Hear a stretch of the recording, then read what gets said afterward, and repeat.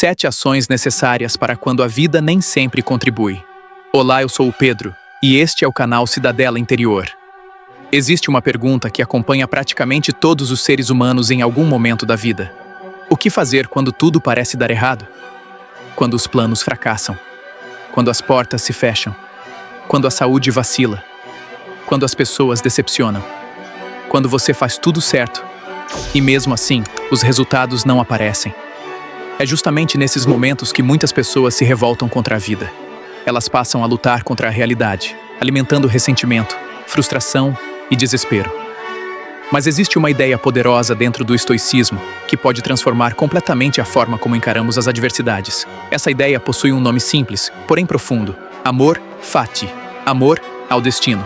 Não significa gostar do sofrimento, não significa desejar problemas, não significa se tornar passivo diante das dificuldades. Significa algo muito mais revolucionário.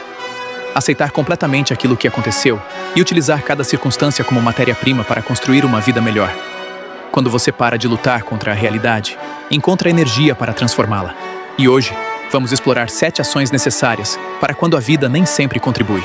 Antes de prosseguirmos, não deixe de se inscrever, curtir, compartilhar e ativar as notificações. Agora, vamos começar. Primeira ação: aceite a realidade imediatamente. A maioria das pessoas sofre 2 vezes. Primeiro pelo problema, depois pela resistência ao problema. Perdem energia perguntando: por que isso aconteceu comigo? Isso não deveria estar acontecendo. Não era para ser assim. Mas a realidade não negocia. Ela simplesmente é. Marco Aurélio escreveu diversas vezes sobre a importância de aceitar os fatos antes de julgá-los. O problema já aconteceu. Negar isso não muda nada. Aceitar não significa aprovar. Aceitar significa reconhecer. Quando você aceita um fato, deixa de desperdiçar energia emocional e começa a procurar soluções. Imagine um marinheiro enfrentando uma tempestade. Ele não perde tempo reclamando do vento. Ele ajusta as velas. A vida exige a mesma postura. Aceite primeiro. Haja depois.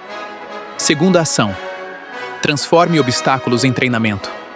O estoicismo ensina uma ideia fascinante. O obstáculo é o caminho.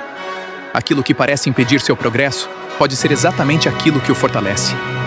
A dificuldade não é apenas um problema, ela é uma oportunidade disfarçada. A perda ensina desapego, a rejeição ensina independência, a crítica ensina humildade, a demora ensina paciência. Os desafios revelam partes de nós que permaneceriam adormecidas em tempos fáceis. O ouro só é purificado pelo fogo, o caráter também. Pergunte-se: o que esta situação está tentando me ensinar? Essa pergunta muda tudo, porque você deixa de ser vítima dos acontecimentos e passa a ser aluno deles. Terceira ação: concentre-se apenas no que depende de você. Epicteto ensinava que existem 2 categorias na vida: aquilo que depende de nós, aquilo que não depende de nós. Grande parte da ansiedade surge quando confundimos essas 2 coisas. Você não controla a opinião das pessoas. Você não controla a economia. Você não controla o clima.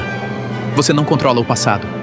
Mas você controla suas atitudes, suas escolhas, sua disciplina, sua reação. Imagine carregar diariamente uma mochila cheia de pedras. Cada pedra representa algo fora do seu controle. Quanto mais você insiste em carregá-las, mais cansado fica. O estoico aprende a largar esse peso. Quando a vida não contribui, pergunte: o que ainda está sob minha responsabilidade? Sempre existe algo, mesmo que seja apenas sua postura diante da situação. E isso já é suficiente para começar. Quarta ação: pare de interpretar tudo como uma tragédia. Nem tudo que parece ruim é realmente ruim. Muitas vezes enxergamos apenas um pequeno fragmento da história. Aquilo que hoje parece uma derrota pode ser uma preparação. Aquilo que parece um atraso pode ser proteção. Aquilo que parece um fracasso pode ser redirecionamento. O problema é que julgamos os acontecimentos cedo demais. Queremos entender o livro inteiro depois de ler apenas uma página. Os estoicos nos convidam a suspender julgamentos precipitados. Nem tudo precisa receber imediatamente o rótulo de desastre. Às vezes a vida está reorganizando o caminho. Às vezes o fechamento de uma porta evita que você entre em um lugar onde não deveria estar. Confie menos em suas interpretações imediatas e observe mais.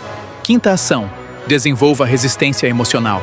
O amor fati não é uma filosofia para tempos fáceis. É uma filosofia para tempos difíceis. E tempos difíceis exigem resistência.